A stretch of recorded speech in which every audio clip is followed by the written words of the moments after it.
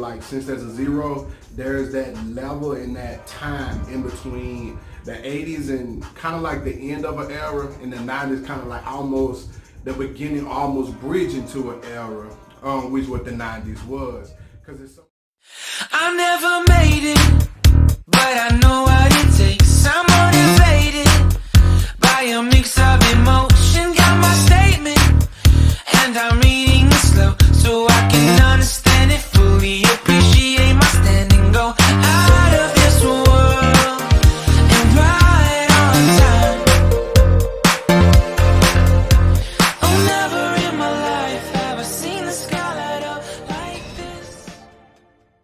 spiritual calendar year, you have the months are made different. So you have October, which is the centerpiece and the ending of everything. So to kind of explain October, I have to talk about September. October's always like sabbatical for me, and it's the ending, but it's also like a celebration month. So I spiritually celebrate everything that has happened in my life. September is like whatever you're doing that year, it's a grind month, but it's very spiritual as well. I call it the number of judgment, because it's 9. So in September, you're choosing who goes into the next year with you.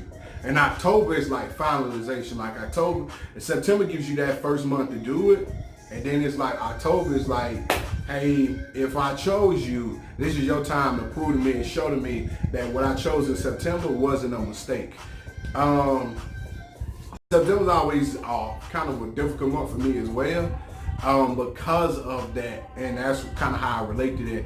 That September is always a push, there's always a struggle, there's always a grind. September brings out the best grind in me, but October always generates the best rewards from that grind. Now, November and December are the preparations for the next year, because October, remember, to me is the end. It's the end of the physical year, which is financially. It's the end of my spiritual year, and actually my church has this holy convocation, which is where all of the brothers, all of the sisters, ministers, pastors, every church, every covering comes to.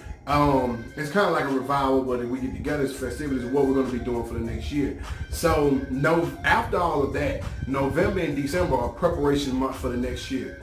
Now that is so vitally important. Like November and December is how you stay ahead of the game. You have to make that religiously. It's not something you do once. It's something you have to do every year. It's something you have to do all the time. It's what you have to be very determined towards if you're going to be successful in whatever it is you want to do, especially if you're going to beat the competition.